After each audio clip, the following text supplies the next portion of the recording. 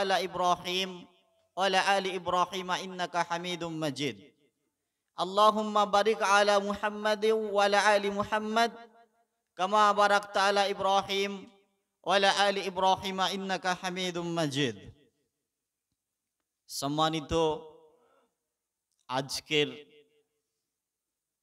চলমান ইসলাহ কর্তৃক আয়োজিত যে সংশোধনী সভা তথা দ্বীনি আলোচনা সভার সম্মানীয় সঞ্চালক মহাশয় এবং বিভিন্ন প্রান্ত থেকে আসা আলোচকবৃন্দ, আমার সামনে উপবিষ্ট দিনদার ইমানদার ভদ্রমণ্ডলী, পর্দার আড়ালে অন্তরালে অবলা সবলা মা ও বোনেরা, আমরা সর্বাগ্যে শুকরিয়া জ্ঞাপন করি সেই মহান আল্লাহ সুবহানাহু ওয়া তাআলার জন্য, যিনি মহিয়ান, গরিয়ান, সর্বশক্তিমান, যিনি আমাদের মালিক, যিনি আমাদের খালিক এবং সর্বোপরি যিনি আমাদের মালিক ইয়াউমিদ্দিন তথা বিচার দিবসের মালিক। যে আল্লাহ সুবহানাহু ওয়া তাআলার অগণিত প্রশংসা, আমরা জন্ম থেকে শুরু করে মৃত্যুর সময় পর্যন্ত সমস্ত কিছু কাজকর্ম বন্ধ করে দিয়েও যদি শুধুমাত্র আল্লাহ সুবহানাহু ওয়া তাআলার গুণকীর্তন, আল্লাহ সুবহানাহু ওয়া তাআলার প্রশংসা করি, তারপরেও তার যথাযথ শুকরিয়া আমরা আদায় করতে পারবো না। তাই আমাদের নবী মুহাম্মদ সাল্লাল্লাহু আলাইহি ওয়াসাল্লামের শেখানো কথা অনুযায়ী আল্লাহ সুবহানাহু ওয়া তাআলার সংক্ষিপ্ত শুকরিয়া জ্ঞাপনার্থে আমরা সমস্বরে প্রাণ খুলে অন্তর থেকে বলি আলহামদুলিল্লাহ। অতঃপর অসংখ্য দুরুদ, সালাত এবং শান্তির বাণী বর্ষিত হোক আহমদ মুস্তাফা মুহাম্মদ মুস্তাফা তাজদারে মাদানী, নবী কুলের শিরোমণি, রাহমাতুল লিল আলামিন, সাইয়্যিদুল মুরসালিন, বিশ্বের সর্বশ্রেষ্ঠ মহামানব, সারা পৃথিবীর মানব জাতির অনুসরণীয় অনুকরণীয় ব্যক্তিত্ব নবী মুহাম্মদ সাল্লাল্লাহু আলাইহি ওয়াসাল্লামের উপর সকলে বলি আল্লাহুম্মা আমিন। আল্লাহুম্মা সাল্লি আলাইহি, আল্লাহুম্মা বারিক আলাইহি। আজকের নির্ধারিত সময়ে যে বিষয় নিয়ে আপনাদের সামনে আলোকপাত করব মনস্থির করেছি, সেটা হচ্ছে কালেমাতুত তাওহীদের তাৎপর্য তথা লা ইলাহা ইল্লাল্লাহর প্রকৃত অর্থ। এই বিষয়কে সামনে রেখে কোরআন এবং সুন্নাহর আলোকে বাস্তবিক প্রেক্ষাপটকে নিয়ে সংক্ষিপ্ত আকারে তথ্য এবং তথ্যবহুলভাবে আলোচনার ইতি টানব ইনশাআল্লাহ। ওয়ামা তৌফিক ইল্লা বিল্লাহ। সকলের উদ্দেশ্যে অনুরোধ, আলোচনার শুরু থেকে শেষ পর্যন্ত শ্রবণ করার প্রচেষ্টা রাখুন, কেননা আলোচনার কিছু অংশ শুনবেন, মিডিল অবস্থায় চলে যাবেন, সকালবেলায় গিয়ে চায়ের দোকানে গিয়ে গীবত করবেন। আর যদি আলোচনাটা পুরো শুনেন, ইনশাল্লাহ আপনাকে আমি বোঝানোর চেষ্টা করব। তো সম্মানিত উপস্থিতি, আমরা বাদ মাগরিব তথা মাগরিবের সালাতের পর থেকে এই পর্যন্ত যাদের আলোচনা আমরা শুনেছি, তারা কেউ ব্যক্তিগত কোনো কথা বলেননি, কেউ রবীন্দ্রনাথ ঠাকুরের কবিতাও পড়েনি, আর কেউ শরৎচন্দ্রের কোনো উপন্যাসের গল্প করেনি। যারা কথা বলেছে এখানে সবাই কোরআন এবং হাদিস থেকেই কথা বলেছে, কোরআন এবং সুন্নাহর আনুকূল্যেই কথা বলেছে। আমিও আপনাদের সামনে সেই আগডুম ঘোড়াডুম বাগডুম ঘোড়াডুম সাজে এই গল্প আপনাদের সামনে বলতে আসিনি। আমিও আপনাদের সামনে যে কথাগুলো বলবো কোরআন এবং সুন্নাহ থেকেই বলবো। আলহামদুলিল্লাহ, আমরা এই সময় পর্যন্ত যে আলোচনাগুলো শুনেছি কোরআন হাদিস থেকেই শুনেছি, এবং আমাদের অন্তর আগের চাইতে পরিবর্তন হয়েছে কি হয়নি বলেন তো? কথা বলবেন আমার সঙ্গে। মাগরিবের আগে আমাদের অন্তরের যা পরিস্থিতি ছিল, সেই অন্তরটা কি পজিটিভ ভালো হয়েছে না খারাপ হয়েছে? আগের চাইতে আল্লাহর প্রতি বেশি ভয় ভীতি সঞ্চার হয়েছে তো? তার মানে আলহামদুলিল্লাহ আমরা আমাদের হৃদয়কে জাগ্রত করতে পেরেছি, তাই তো? আমাদের হার্টকে আমরা ওপেন করেছি। তো এই হার্টকে আমরা যখন ওপেন করেছি, তো আমাদেরকে আগে একটা বিষয় আমাদের জানা উচিত। আমরা সবাই মুসলিম তো, এখানে যারা আছি প্রত্যেকে মুসলিম, কিন্তু আমরা অধিকাংশ মুসলিম জানি না যে আমাদের মৃত্যুর পরে একটা কথার উপর ভিত্তি করে আমাদেরকে জান্নাত অথবা জাহান্নাম যেতে হবে। শুধু একটা কথার উপর ভিত্তি করে একজন মানুষকে জান্নাত অথবা জাহান্নাম যেতে হবে। সেই কথাটা কি? সেটা হচ্ছে কালেমাতুত তাওহীদ, লা ইলাহা ইল্লাল্লাহ। এটারই যদি বিশ্লেষণ করতে চাই, একজন মানুষ যখন অমুসলিম থেকে মুসলিম হয় তখন তাকে সাক্ষ্য দিতে হয় আশহাদু আল্লা ইলাহা ইল্লাল্লাহু ওয়া আশহাদু আন্না মুহাম্মাদান আবদুহু ওয়া রাসূলুহু। দুটো বাক্য রয়েছে এই কথার মধ্যে। একটা, আল্লাহ ব্যতীত কোনো মাবুদ নেই, আল্লাহ ব্যতীত সত্য কোনো ইলাহ নেই, আল্লাহ ব্যতীত সত্য কোনো প্রতিপালক নেই, এটা আমি সাক্ষ্য দিচ্ছি। দ্বিতীয় বাক্য কি? আমি আরো সাক্ষ্য দিচ্ছি যে মুহাম্মদ সাল্লাল্লাহু আলাইহি ওয়াসাল্লাম হচ্ছে আল্লাহ সুবহানাহু ওয়া তাআলা প্রেরিত একজন দূত, একজন রাসূল, একজন বার্তাবাহক, একজন নবী। আচ্ছা বলুন তো, এই কথাগুলোর সাথে আমরা কেউ দ্বিমত? কারো কোনো সন্দেহ আছে? কারো কোনো সন্দেহ থাকার কোনো অবকাশ নেই। কিন্তু আমি যখন বাস্তবিক উদাহরণ দিব তখন আমরা বুঝতে পারবো মুখে বলছি কিন্তু কাজের বেলায় এই কথার কোনো বাস্তবায়ন নেই। এই যে কালেমাতুত তাওহীদের উপর ভিত্তি করে, কালেমাতুল ইখলাসের উপর ভিত্তি করে আমার আপনার জান্নাত অথবা জাহান্নাম অবধারিত, এই কথার প্রকৃত অর্থ কি এটাই আমরা জানতে পারলাম না আজ। কারো বয়স 50-60 উত্তীর্ণ হয়ে গেছে। একটা সমাজে কথা প্রচলিত আছে না, যার 3 কাল গিয়ে 1 কাল ঠেকেছে, মানে জীবনের একেবারে সর্বশেষ প্রান্তে এসে পৌঁছে গিয়েছি, মৃত্যুর শিয়রে এসে দাঁড়িয়েছি, তারপরেও এই যে লা ইলাহা ইল্লাল্লাহ এই কথাটার প্রকৃত অর্থ আমরা জানি না। অথচ রাসূলুল্লাহ সাল্লাল্লাহু আলাইহি ওয়াসাল্লাম বলেছেন আদ-দীন আন-নাসিহা, আদ-দীন আন-নাসিহা, দিনের সমস্তটুকুই হচ্ছে কল্যাণ আর কল্যাণ। ইসলামের আপনি এমন কোন বিধিবিধান, এমন কোন দিক নির্দেশনা, এমন কোন সিস্টেম, এমন কোন পদ্ধতি আপনি দেখাতে পারবেন না যেটা মানব জাতির কল্যাণের জন্য নিয়োজিত নয়। প্রত্যেকটা দিক নির্দেশনা মানব জাতির কল্যাণের জন্যই আল্লাহ সুবহানাহু ওয়া তাআলা এই দ্বীন ইসলামকে আমাদের জন্য পৃথিবীতে প্রেরণ করেছে। এবং আমি আপনি যে দ্বীন ইসলামের অনুসারী, সেই দ্বীন সম্পর্কে আল্লাহ সুবহানাহু ওয়া তাআলা বলেছেন ইন্নাদ দীনা ইনদাল্লাহিল ইসলাম, যে আমার কাছে একমাত্র মনোনীত, আমার কাছে একমাত্র গ্রহণযোগ্য দ্বীন তথা রাস্তা তথা পথের নাম হচ্ছে ইসলাম। এখান থেকে কি শিখলাম? আমি আপনি যে দ্বীন তথা ধর্মের অনুসারী, সেই ধর্মটার নাম হচ্ছে ইসলাম। যদিও আমাদের সমাজের মধ্যে কিছু মানুষের মধ্যে ধারণা রয়েছে যে ইসলাম ধর্মের প্রবর্তক হচ্ছে মুহাম্মদ সাল্লাল্লাহু আলাইহি ওয়াসাল্লাম। ইতিহাসের পাতায় পড়েছি, মানে ভুল তথ্য পড়েছি, ভুলই এখনো আমাদের কানের মানে মস্তিষ্কের মধ্যে রয়েছে। আসলে ইসলাম ধর্মের প্রবর্তক মুহাম্মদ সাল্লাল্লাহু আলাইহি ওয়াসাল্লাম নয়। ইসলাম ধর্মের প্রবর্তক হচ্ছে স্বয়ং আল্লাহ সুবহানাহু ওয়া তাআলা। কেননা আল্লাহ সুবহানাহু ওয়া তাআলা বলছে আমার কাছে একমাত্র মনোনীত, একমাত্র গ্রহণযোগ্য দ্বীনের নাম হচ্ছে ইসলাম। যে ইসলামের প্রচার এবং প্রসার সূচনা ঘটেছিল নবী আদম আলাইহিস সালামের মাধ্যম দিয়ে, আর এই ইসলামকে কমপ্লিট করা হয়েছিল, সম্পূর্ণতা ঘোষণা করা হয়েছিল নবী মুহাম্মদ সাল্লাল্লাহু আলাইহি ওয়াসাল্লামের মাধ্যম দিয়ে।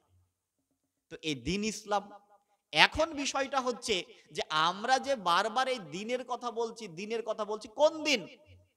যে দ্বীনের কথা আল্লাহ সুবহানাহু ওয়া তাআলা বলেছেন, যে দ্বীনের কথা নবী মুহাম্মদ সাল্লাল্লাহু আলাইহি ওয়াসাল্লাম বলেছেন, যে দ্বীন প্রচার করতে গিয়ে বহু ত্যাগ, বহু তিতিক্ষা, বহু কষ্ট, বহু ক্লেশ অর্জনের মধ্য দিয়ে যে দ্বীনকে নবী মুহাম্মদ সাল্লাল্লাহু আলাইহি ওয়াসাল্লাম মক্কার মাটিতে, মদিনার মাটিতে, হেজাজের মাটিতে, তায়েফের মাটিতে প্রচার করেছিলেন, সেই দ্বীনের কথা বলছি।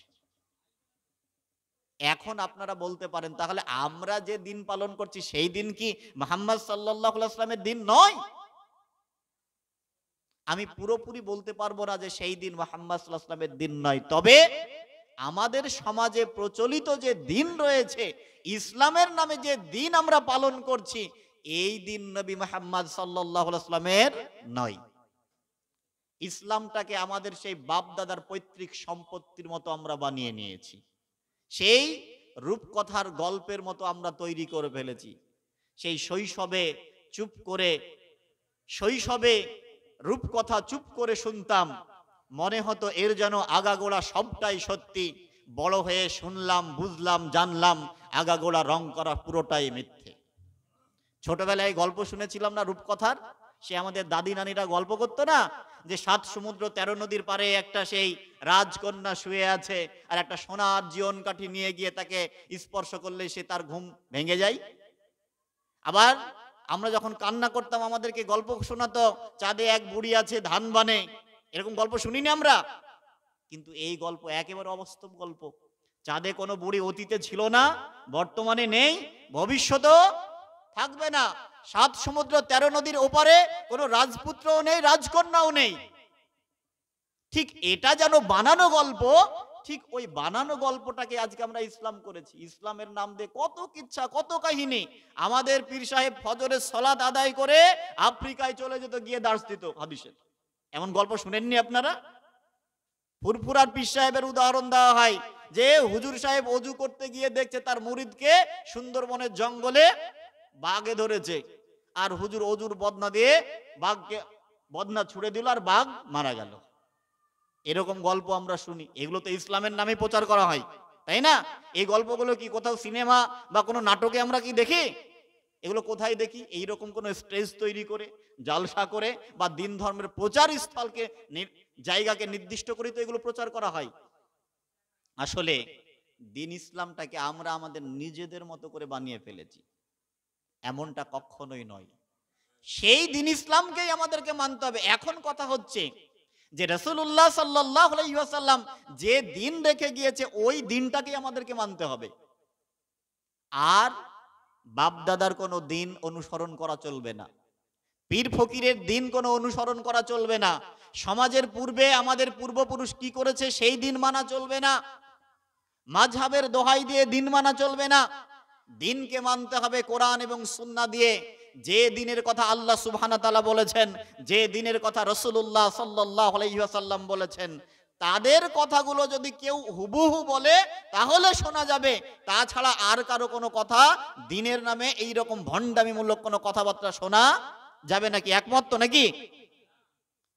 এবার বিষয়টা হচ্ছে আজকের সমাজে প্রচলিত ইসলাম আর কোরআন সুন্নাহর ইসলাম, এর মধ্যে বিরাজ করছে প্রশান্ত মহাসাগর।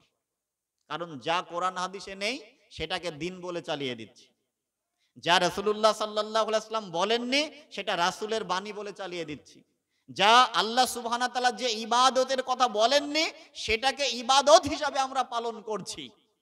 তাই তো কবি খুব আক্ষেপ করে বলেছিলেন, মধ্যযুগের একজন লেখক আবুল ফজল, ক্লাস 12-এ যারা পড়েছেন বাংলা বইয়ে দেখবেন একটা গল্প আছে মানবতন্ত্র, সেইখানে লেখক আবুল ফজল খুব আক্ষেপ করে বলেছেন যে সমাজে প্রচলিত ইসলাম আর কিতাবের ইসলামের মধ্যে বিরাজ করছে প্রশান্ত মহাসাগর।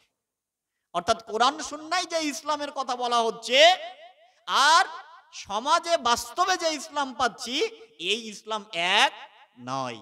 আকাশ এবং পাতালের মধ্যে যেমন ডিস্টেন্স রয়েছে, যতটা দূরত্ব রয়েছে ওই কোরআন সুন্নাহর ইসলাম আর সমাজে প্রচলিত ইসলামের মধ্যে ঠিক ততটাই ফারাক রয়েছে। কি ফারাক রয়েছে আমি আস্তে আস্তে আসছি। এবার বিষয়টা হচ্ছে আমাদেরকে মাথায় রাখতে হবে যে আজকের সারা পৃথিবীতে দেখুন তো, যে আজকে আল্লাহ সুবহানাহু ওয়া তাআলা আমাদের সম্পর্কে বলেছে কুনতুম খায়রা উম্মাহ উখরিজাত লিন-নাস তা'মুরুনা বিল মারুফ ওয়া তানহাউনা আনিল মুনকার।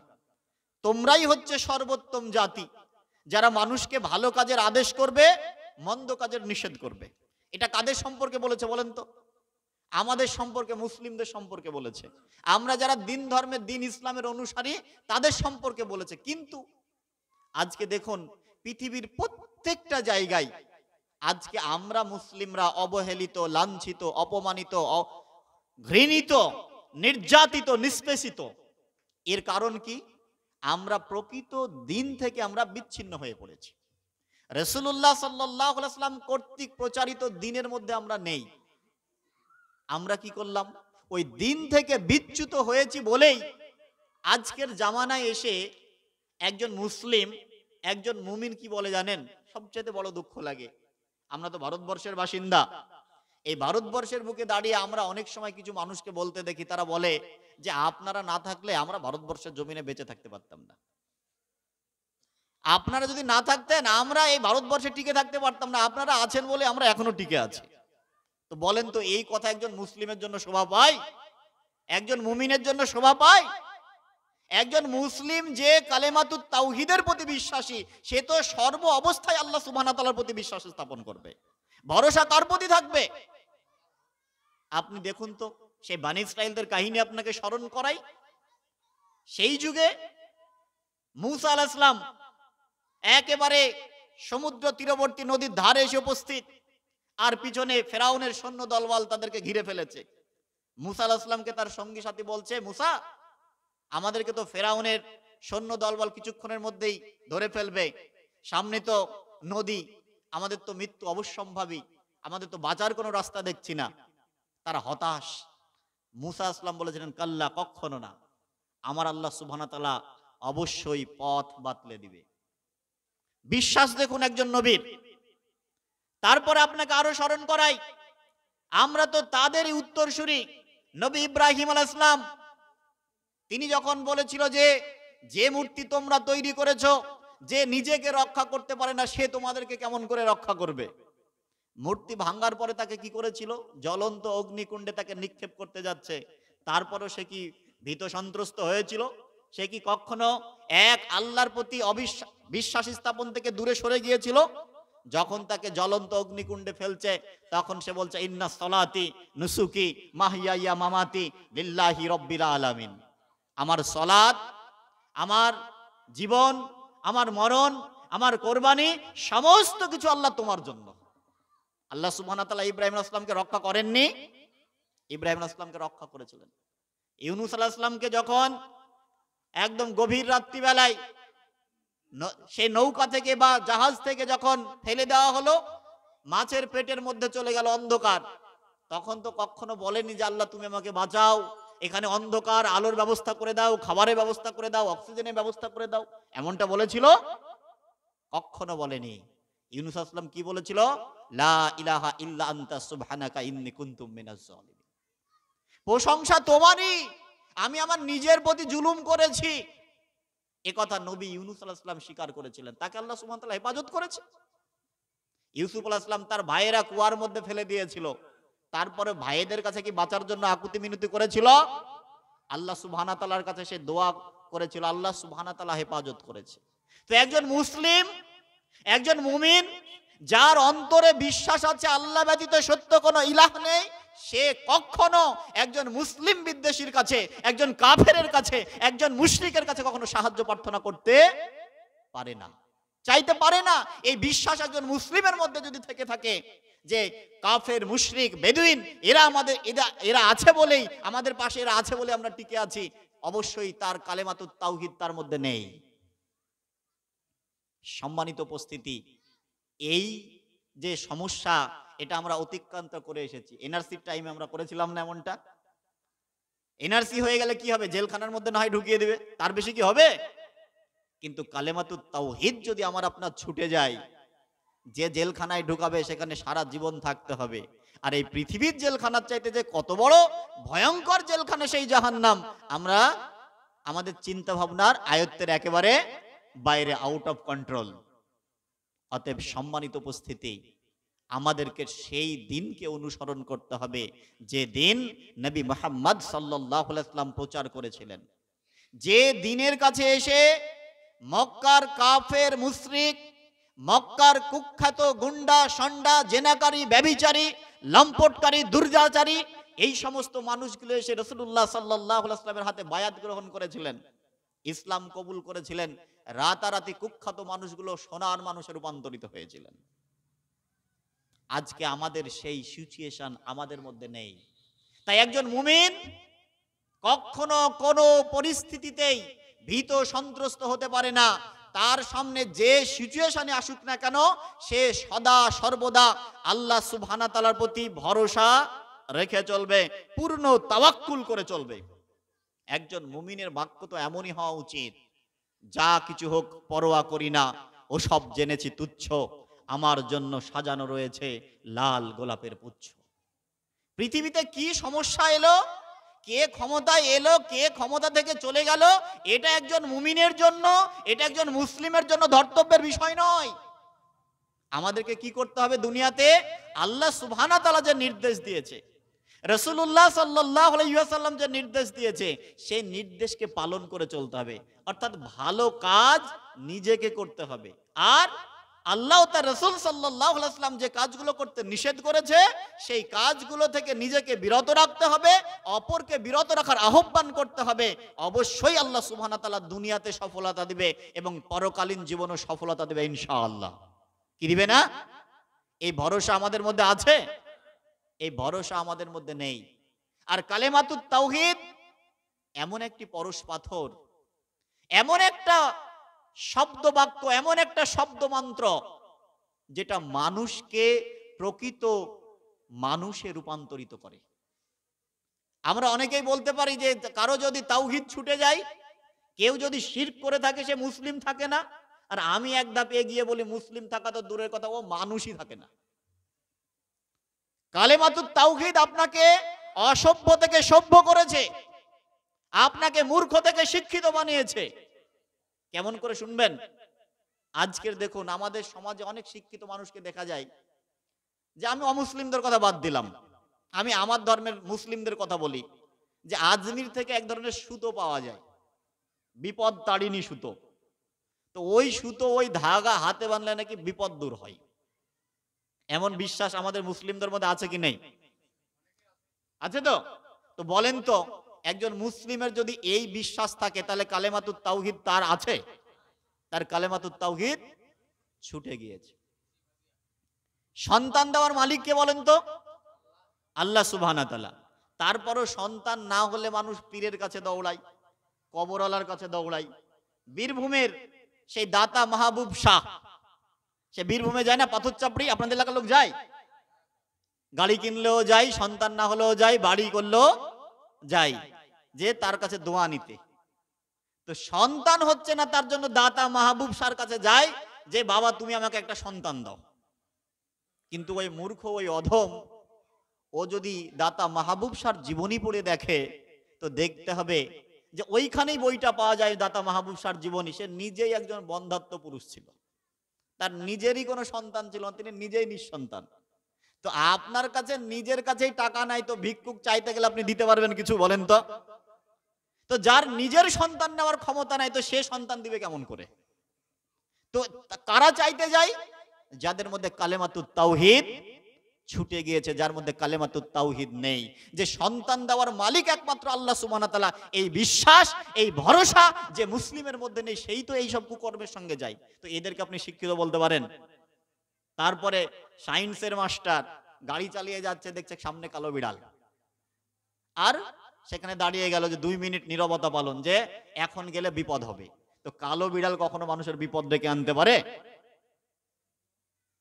যে আজকের 21 শতাব্দীতে জ্ঞান বিজ্ঞানের যুগে, দর্শনের যুগে, যে যুগে মানুষ মঙ্গল গ্রহে পাড়ি দিয়েছে, যে যুগে মানুষ চাঁদে চলে গিয়েছে, সূর্যের কাছে যাওয়ার প্রচেষ্টা চালাচ্ছে, সেই যুগে এসো মানুষ এত মূর্খ। কেন মূর্খ? ওই যে তার মধ্যে কালেমাতুত তাওহীদ নেই, সে রবকে চিনে না। আর আমাদের কিছু আল্ট্রা মডার্ন মুসলিম রয়েছে, বুঝেন? আল্ট্রা মডার্ন মুসলিম, উচ্চ শিক্ষিত মুসলিম, যে যাদের মধ্যে কোনো দিন নেই, যারা ইসলামটাকে মনে করে ব্যাকডেটেড, যারা মনে করে ইসলাম হচ্ছে 1450 বছর পূর্বের একটা ধর্ম, ওই সময়ের জন্য প্রাসঙ্গিক, কিন্তু আজকের জন্য প্রাসঙ্গিক নয়। আমাদের সমাজের কিছু ভাই বোনেরা তারা বের হয়ে বলছে আল্লাহ বলে কিছু নাই, এমনটা বলে না? আজকের যুগে নবী মুহাম্মদ সাল্লাল্লাহু আলাইহি ওয়াসাল্লামের কথাকে মানার কোনো প্রয়োজন নেই। এই নাস্তিকদের জন্য কবি টোটকা দিয়েছেন, আচ্ছা মানুষ বলো দেখি রাত্রি কেন কালো, সূর্য বলো কোথা থেকে পাইলো এত আলো। আচ্ছা মানুষ বলো দেখি রাত্রি কেন কালো, সূর্য বলো কোথা থেকে পাইলো এত আলো, ফুলগুলো সব নানান রঙের কেমন করে হয়, পাতাগুলো সবুজ বটে ফুলের মতো নয়। অর্থাৎ এই যে দিন এবং রাত্রি, এটা কেমন করে হয়, এটা লেখক বলছেন, এটা কেমন করে বলো। আমরা যে ফুলগুলো দেখতে পাচ্ছি, ফুলগুলো তো বিভিন্ন বর্ণের দেখতে পাচ্ছি, এটা কেমন করে হয়? পাতাগুলো তো সবুজ, সব বেশিরভাগ পাতাই সবুজ, কিন্তু ফুলগুলো কেন রং বেরঙের হচ্ছে? দুধ কেন এত সাদা, মরিচ কেন ঝাল, আমগুলো পাকলে বলো কেমনে হয় তা লাল। দুধ এত স্বচ্ছ, এত সাদা, দুধের মতো এত সাদা আর কিছু নেই। দুধ কেন এত সাদা, মরিচ কেন ঝাল, আমগুলো পাকলে বলো কেমনে হয় তা লাল। অর্থাৎ আম যখন হয় তখন তো সবুজ রঙের হয়, ভিতরটা সাদা, আর যখন ওটা বয়স হয়ে যায়, পেকে যায়, তখন ওটা লাল বর্ণের হয়। এইগুলো কেমন করে হচ্ছে? এর উত্তর মানুষ দিতে পারবে, মেডিকেল সায়েন্স দিতে পারবে, বোটানি জুলজি যারা স্পেশালিস্ট তারা দিতে পারবে। এগুলো কে করে? এগুলো আমার আল্লাহ সুবহানাহু ওয়া তাআলা করে। আল্লাহ সুবহানাহু ওয়া তাআলা আবারও, ওই লেখক আবার আল্লাহ সুবহানাহু ওয়া তাআলার প্রশংসা করতে গিয়ে আবারও বলছেন, আমরা সবাই বাস করি এই পৃথিবীর অঙ্গে, হাতের লেখা মুখের চেহারা মিলে না কারো সঙ্গে, আর মিলে না কলমের আর মিলে না কলমের সই, বুড়ি আঙ্গুলের টিপ, প্রমাণ হলো মহান আল্লাহ আছেন একজন ঠিক। তাহলে আল্লাহ সুবহানাহু ওয়া তাআলা অবশ্যই আছে। ডিমগুলো সব একই রকম, ডিমগুলো সব একই রকম, পার্থক্য নেই মোটে, কেমন করে সাদা কালো বাচ্চাগুলো ফোটে। আমরা ডিমগুলো তো সব সাদা দেখতে পাই, কিন্তু বাচ্চাগুলো রং বেরঙের কেমন করে হয়? অর্থাৎ সমস্ত কিছু, এই যে কারিশমা, সমস্ত কিছু যে নেয়ামা, সমস্ত কিছু স্রষ্টা হচ্ছে আমার আল্লাহ সুবহানাহু ওয়া তাআলা। এই বিশ্বাস আমাদের আছে কি নেই? কিন্তু যারা আজকে আল্ট্রা মডার্ন মুসলিম, এরা তো না জানে দিন, না জানে দুনিয়া, তাই তো এরা স্রষ্টাকে তারা অস্বীকার করে। অতএব সম্মানিত উপস্থিতি, স্রষ্টাকে অস্বীকার করার মতো কোনো জায়গা নেই। বিজ্ঞানও আজকে স্রষ্টাকে স্বীকার করতে বাধ্য।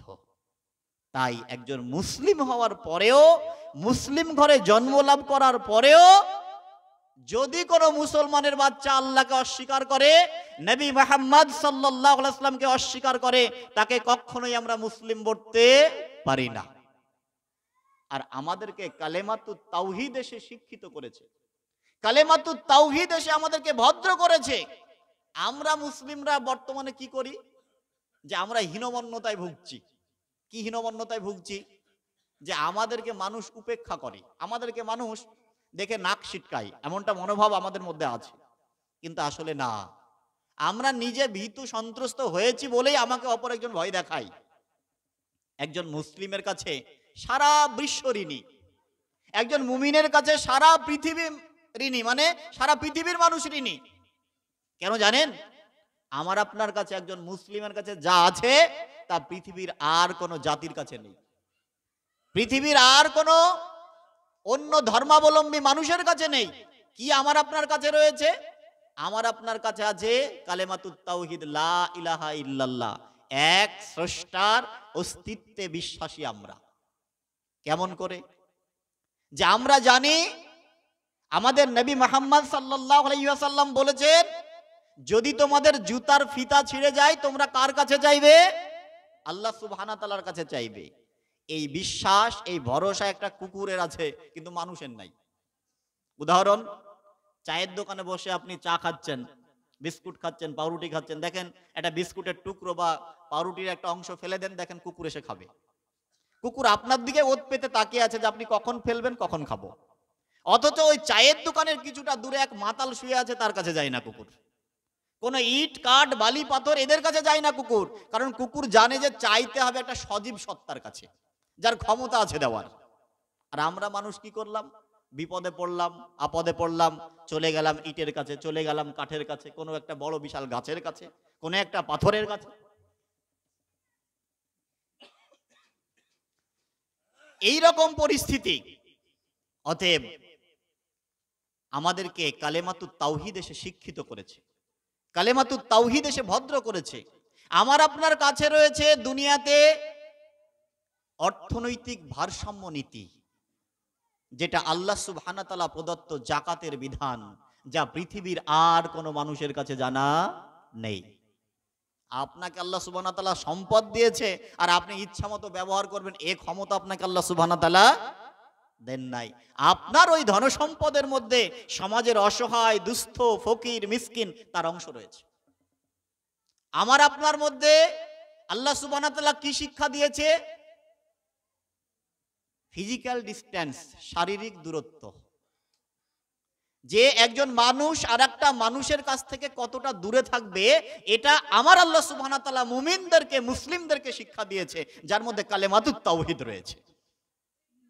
যে আমি আমার স্ত্রীর কাছে কত কাছাকাছি হতে পারবো, আর আমি আমার স্ত্রী বাদ দিয়ে অন্য কোনো বেগানা নারীর কাছ থেকে কতটা দূরে থাকতে হবে, এটা ইসলাম আমাকে বলে দিয়েছে। আজকে দেখুন সারা পৃথিবী জুড়ে এইচআইভি এইডস, এই যে ভয়ঙ্কর মারাত্মক রোগ, তার মূল কারণ হচ্ছে অবৈধ যৌনাচার, ব্যভিচার। তো বলেন তো, মিডিল ইস্ট তথা মধ্যপ্রাচ্যের দেশগুলোর পরিসংখ্যান দেখুন তো, ওখানে কজন এইচআইভি এইডস আক্রান্ত? ওখানে এইচআইভি এইডস আক্রান্ত রোগীর সংখ্যা নেই বললেই চলে। মানে সেখানে ব্যভিচার নেই, যৌনাচার নেই। আর ওয়েস্টার্ন কান্ট্রিগুলো, পশ্চিমার দেশগুলো, সেখানে দেখুন ফ্রি সেক্স, যে যার সঙ্গে ইচ্ছা সে তার সঙ্গে যৌনাচার করতে পারে।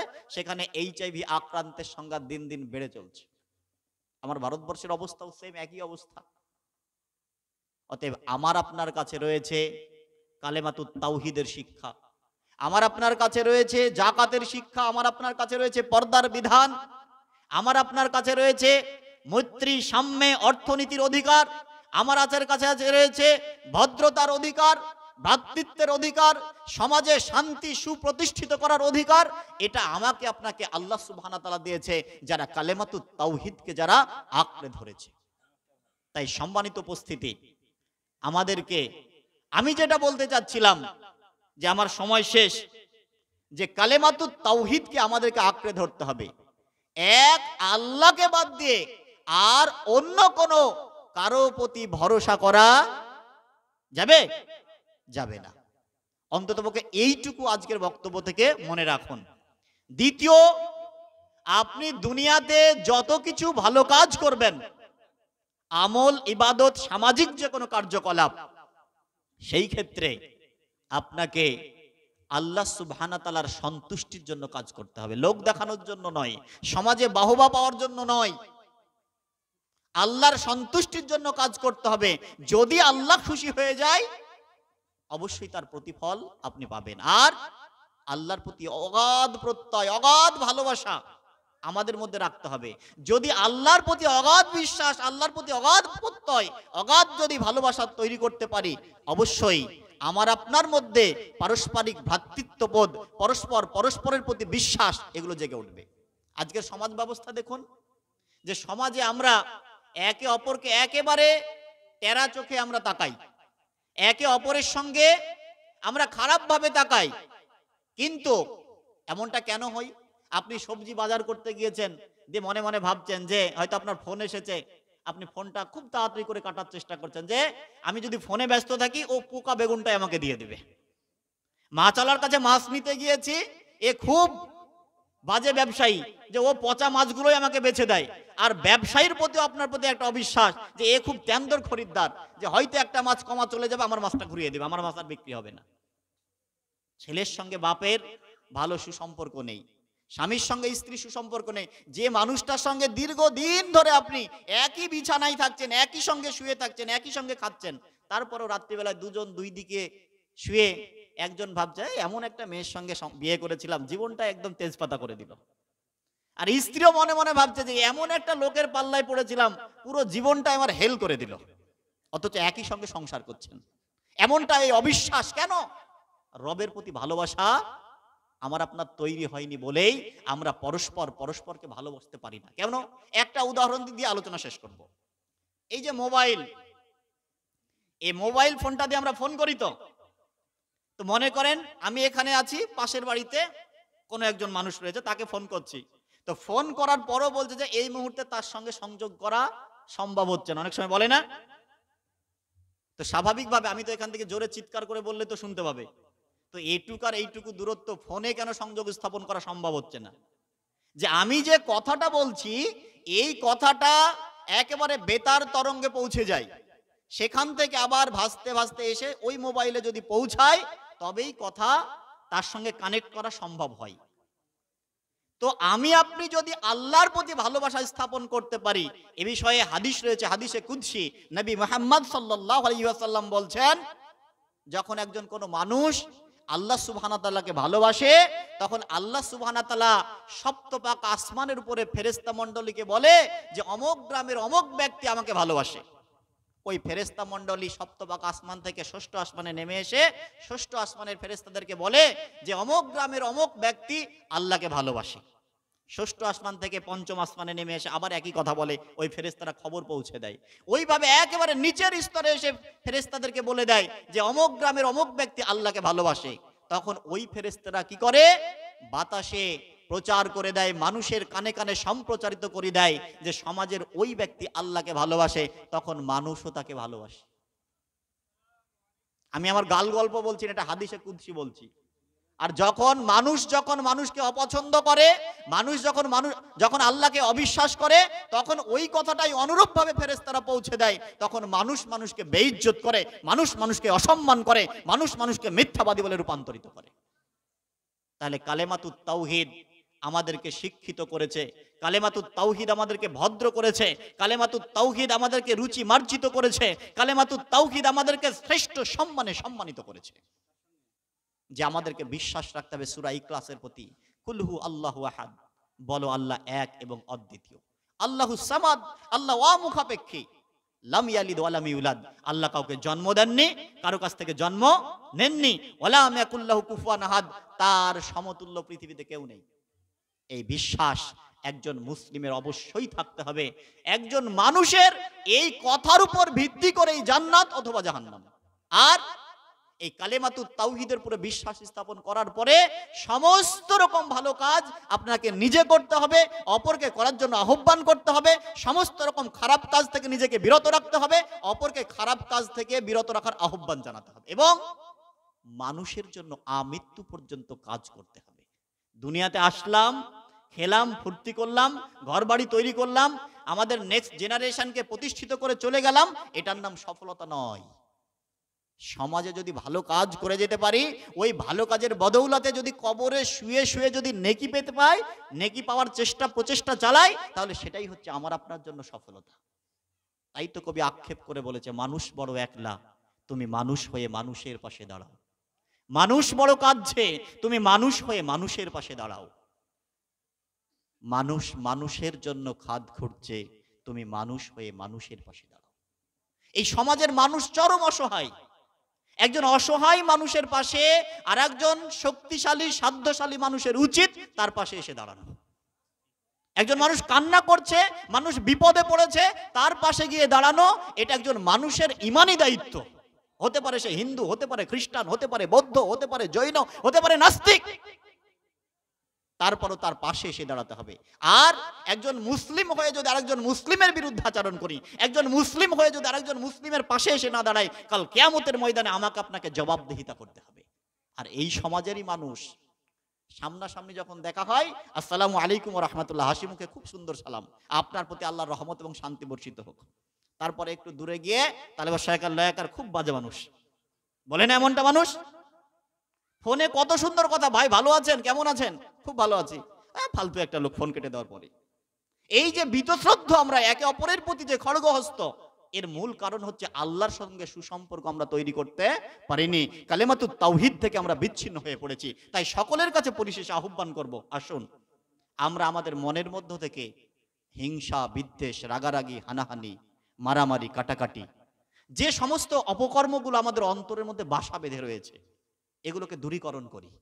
আমাদেরকে মনে করতে হবে যে আমি আমার এই অন্তরটাকে ডাস্টবিনে পরিণত করতে চাই না। যে ডাস্টবিনে নোংরা জিনিসগুলো থাকে, আবর্জনা থাকে, এই অন্তরের মধ্যে কেন আমি হিংসা পুষে রাখবো? এই অন্তরের মধ্যে কেন ঘৃণা রাখবো? একে অপরের প্রতি কেন আমি এইরকম আচরণ করব? এমনটা কখনোই করা যাবে না। এই দুনিয়া তো কদিনের, আমি আপনি কেউ এই দুনিয়াতে চিরস্থায়ী বা অমরত্ব লাভ করতে আসেনি। এই দুনিয়া থেকে আমাকে আপনাকে বিদায় নিতেই হবে। তাই বিদায় নেওয়ার পূর্বে ভালো কাজগুলো করে যেতে হবে। কেন? মৃত্যুর সাথে সাথে আমার আপনার আমল নামা চ্যাপ্টার ক্লোজ, মানে ভালো নেকি করার আর কোনো অপশন নেই। সেটা ব্যতিক্রম হাদিস রয়েছে, সেটা ভিন্ন কথা। তাই সকলের কাছে পরিশেষে আহ্বান করব যে আসুন আমরা আমাদের সমাজে সংস্কারমূলক কাজকর্ম করি। সমাজে যে শিরকি কর্মকাণ্ডগুলো রয়েছে, বিদাতি কর্মকাণ্ডগুলো রয়েছে, এগুলোকে একেবারে ছুঁড়ে ফেলে দিতে হবে। এর সঙ্গে কোনো রকম আপোষ নয়। জমি জায়গা নিয়ে সমস্যা হয়েছে, সেখানে আপোষ করা যায়। আত্মীয়তার সম্পর্ক নিয়ে সমস্যা হয়েছে, সেখানে আপোষ করা যায়। কিন্তু আত্মীয় শিরক করবে আর আমি ওই শিরকের অনুষ্ঠানে গিয়ে উপস্থিত হবো, এটা কখনো আপোষ করা যায় না। আত্মীয়তার সম্পর্ক নষ্ট হবে বলে বিদাতি অনুষ্ঠানে চলে যাব হাসতে হাসতে, এটা কখনোই করা যাবে না। যদি আমরা এমনটা করি তাহলে আমার আপনার কালেমাতুত তাওহীদ ছুটে যাবে, আমার আপনার থাকার জায়গা জাহান্নাম হয়ে যাবে। আর মুসলিম তো থাকবো না, মানুষই হতে পারবো না। অতএব মনুষ্যত্ব বোধ আমাদের মধ্যে জাগ্রত হোক। আল্লাহ সুবহানাহু ওয়া তাআলার কাছে দাবি এবং দোয়া পেশ করি, আল্লাহ সুবহানাহু ওয়া তাআলা তুমি বড় দয়াবান, তুমি বড় ক্ষমাবান, তুমি বড় রহমান রব্বুল আলামিন। তুমি আমাদের প্রতি দয়া করো, আমাদের প্রতি রহম করো, আমাদেরকে দ্বীন ইসলামকে বুঝে জেনে মেনে চলার তৌফিক দান করো। এবং সমাজে যারা শিরক এবং বিদআতকে সুপ্রতিষ্ঠিত করতে চাচ্ছে তাদের জন্য খালেস নিয়তে অন্তর থেকে দোয়া করি, তুমি তাদেরকে হেদায়েত দান করো। আমরা কখনোই একজন বিদাতি ভাই, একজন শিরক করছে মুশরিক, তার জন্য কখনোই আমরা খড়গ হস্ত হব না, তার বিরুদ্ধাচরণ করে মানুষকে কখনো খেপিয়ে তুলব না। আমাদেরকে এইখানে একটা জিনিস মনে রাখতে হবে, একটা কোষ্টি পাথর মনে করেন যে মূসা আলাইহিস সালাম যখন ফেরাউনের কাছে দাওয়াত দেওয়ার জন্য আল্লাহ সুবহানাহু ওয়া তাআলা আহ্বান করছে, তখন মূসা আলাইহিস সালামকে আল্লাহ সুবহানাহু ওয়া তাআলা বলছে, মুসা তুমি গিয়ে ফেরাউনের কাছে গিয়ে আমার কথা বলো। তখন মূসা আলাইহিস সালাম বলেছিল যে আপনি তখন মূসা আলাইহিস সালাম বলছে আমার মানে গলার মধ্যে, আমার বলার মধ্যে জড়তা রয়েছে, তো আমি একা যেতে আমার ভয় করছে, আপনি আমার ভাই হারুনকে দিন। হারুন আলাইহিস সালামকে দেওয়া হলো সাথে।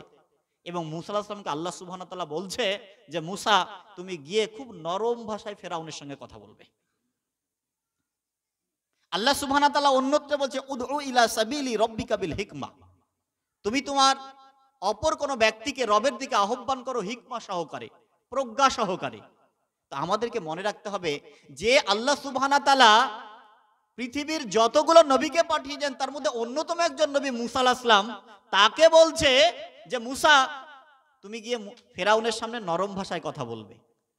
যে ফেরাউন এত নিকৃষ্ট, নমরুদ, কারুন, হারাউন এত নিকৃষ্ট কাফের পৃথিবীতে জন্মলাভ করেছে, তারপরও এত নিকৃষ্ট হয়নি যে ফেরাউন নিজে দাবি করেছিল আনা রব্বুকুমুল আলা, আমি হচ্ছে তোমাদের প্রতিপালক। আল্লাহ সুবহানাহু ওয়া তাআলা ফেরাউন সম্পর্কে বলতে গিয়ে বলছে যে আমি ফেরাউনের মতো এত নিকৃষ্ট মানুষ, এত খারাপ মানুষ আর দান করব না। তো বলেন তো যে এত খারাপ মানুষের কাছে দাওয়াত দিতে গিয়ে আল্লাহ সুবহানাহু ওয়া তাআলা মূসা আলাইহিস সালামকে বলছে তুমি নরম ভাষায় কথা বলো। তো আমাদেরকে ভাবতে হবে যে আমি আপনি যারা দাওয়াত দিচ্ছি, মানুষের কাছে কোরআন সুন্নাহর দাওয়াত পৌঁছে দিচ্ছি, আমরা কি মূসা আলাইহিস সালামের একদম এই কনিষ্ঠ আঙ্গুলের সমতুল্য হতে পারবো? বলেন তো হতে পারবো? কখনো নয়। অতএব আমরা কেউ মূসা আলাইহিস সালামের কোন রকমই সমতুল্য নয়। তাহলে আমাদেরকে নরম ভাষায় কথা বলতে হবে। আর আমি বা আপনি যাকে কোরআন হাদিসের দাওয়াত দিব সে কি ফেরাউনের চাইতে খারাপ মানুষ? অবশ্যই না। এই দুটো তথ্য আমাদেরকে মনে রাখতে হবে। তাহলে দেখবেন কখনোই আমরা বিষ বাষ্প ছড়াতে পারবো না, একে অপরের বিরুদ্ধে খড়গহস্ত হতে পারবো না, একে অপরের বিরুদ্ধে সমাজকে বিষিয়ে তুলবো না আমরা ইনশাআল্লাহ। আল্লাহ সুবহানাহু ওয়া তাআলা আমাদেরকে সেই তৌফিক দান করুক।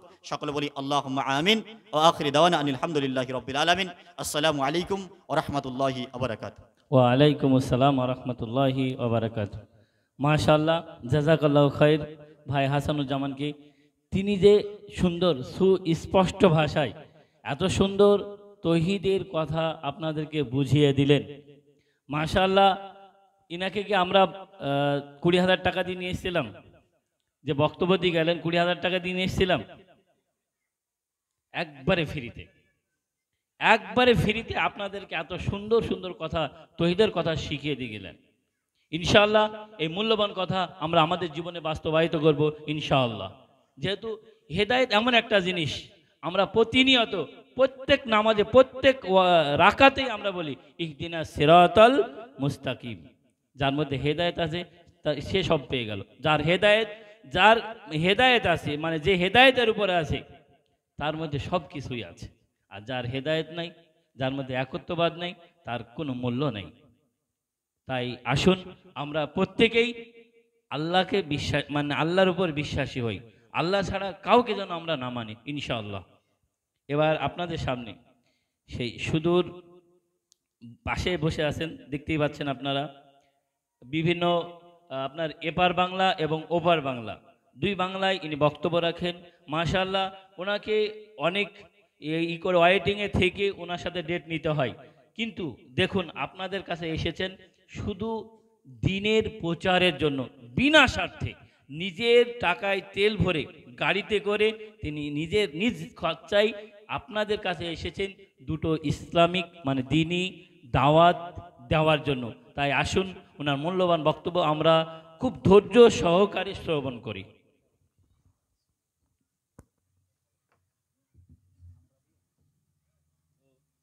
নামটা বলা হয়নি, নাম হচ্ছে শামীম আক্তার হাক্কানি সাহেব।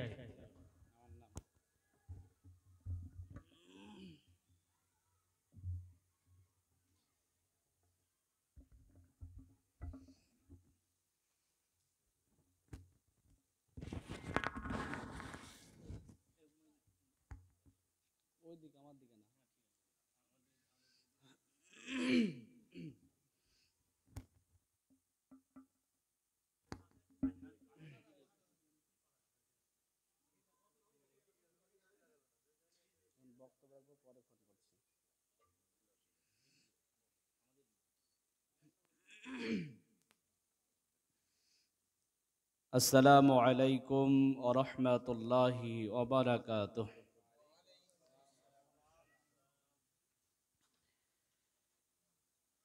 ইন্নাল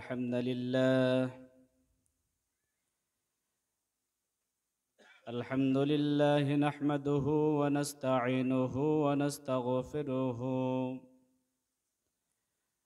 ونعوذ بالله من شرور أنفسنا ومن سيئات أعمالنا